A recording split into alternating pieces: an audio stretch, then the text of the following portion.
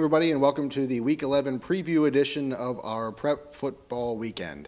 I'm Bob Strickley, and with me is Cody Leist. We're both dressed a little more sharply because now the games really count.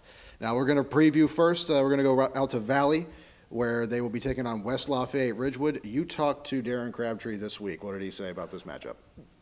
Darren is really excited. Not only just him, but I think everybody in the Lucasville community is just excited about getting back to the playoffs. It's the first time that the Valley Indians have been in the OHSAA playoffs since 2005. That year they hosted a first-round playoff game, and they also went pretty far. They ended up going to the regional final that year.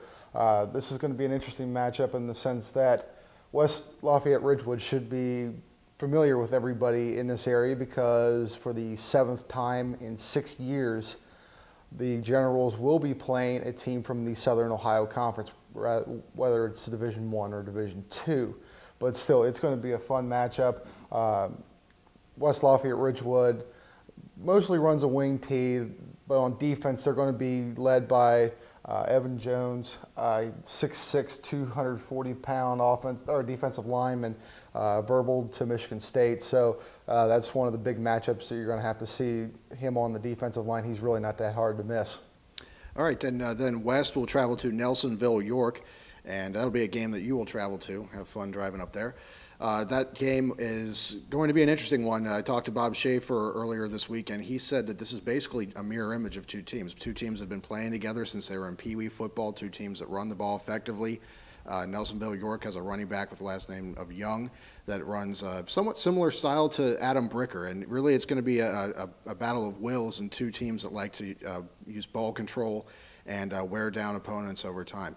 So Schaefer's real excited about this. He's finally back on the playoff or the sidelines of a playoff team as the head coach. He's been there before with other teams around the area. It should be a fun one to watch as well. And then moving on to Saturday's matchups, we're going to have Ironton and Amanda Clear Creek and Trimble and Sims Valley, but the one that we're going to be most interested in this area is going to be East hosting Bellsville.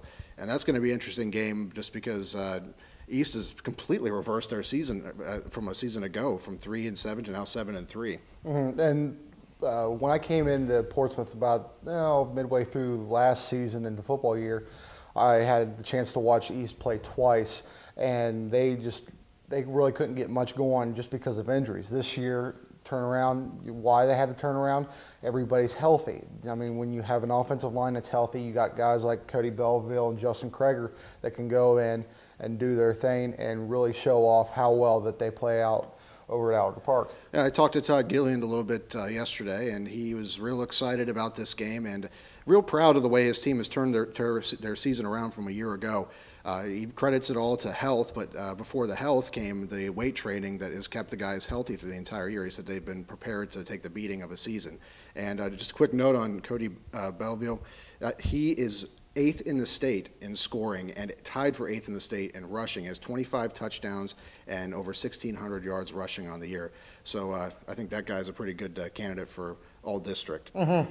So anyway, that's all of our matchups for this weekend, and I hope everybody enjoys the games. We'll be on Twitter, follow our updates as the games go on, and best of luck to all of our area teams.